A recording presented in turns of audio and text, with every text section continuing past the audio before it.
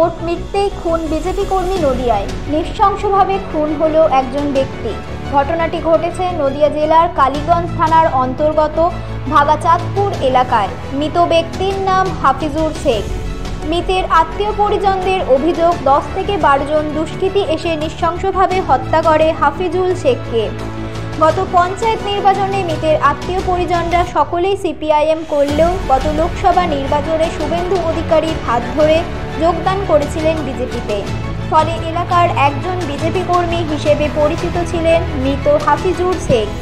দোষী ব্যক্তিদের গ্রেপ্তারের দাবি নিয়ে দীর্ঘক্ষণ বিক্ষোভ দেখায় মৃত ব্যক্তির আত্মীয় পরিজনরা।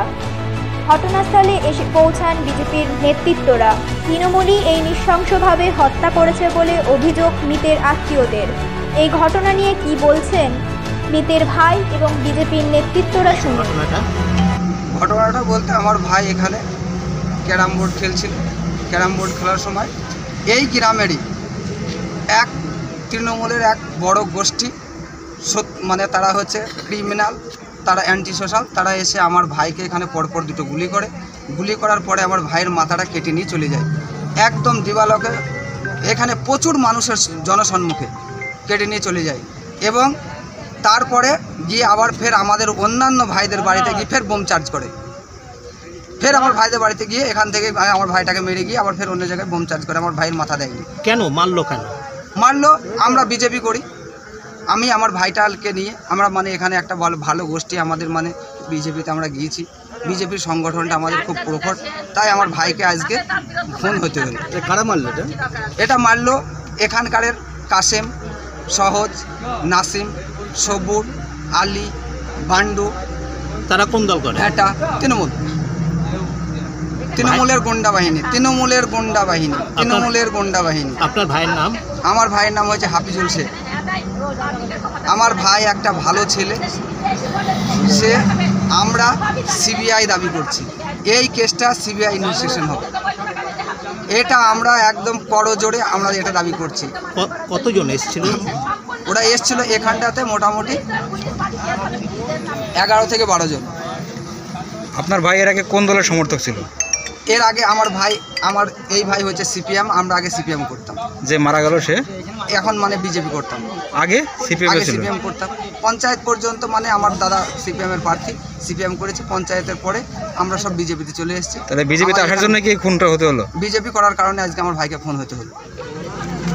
আজকে সারা পশ্চিমবঙ্গে যে সন্ত্রাস, ভোটের আগে এবং ভোটের পরে, যে আজকে সংখ্যালঘু ভাইরা আমাদের কিছুদিন আগে শুভেন্দুদার হাত ধরে এই বগার নেতৃত্বে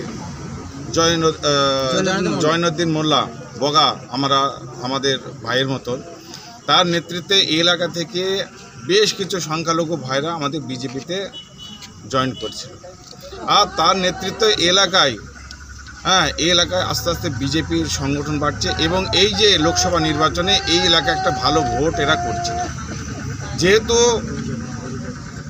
তারা আজকে টিএমসি যে গুন্ডা বাহিনী, টিএমসির নেতৃত্ব আর টিএমসির দলদাস, আজকে পুলিশ প্রশাসন, তারা বুঝে গেছে যে আজকে টিএমসি এই কৃষ্ণনগর লোকসভায় হেরে যাচ্ছে।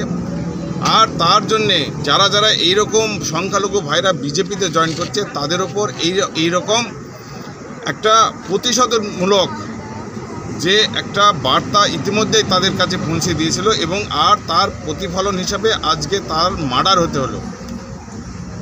আজকে এই যে মার্ডার হতে হলো, এটা একদম রাজনৈতিক চক্রান্ত বলে আমি মনে করছি। তার কারণ হচ্ছে এর আগেও তারা এই এলাকায় বসবাস করছে, কিন্তু বিজেপি করার অপরাধে তাদের আজকে খুন হতে হলো।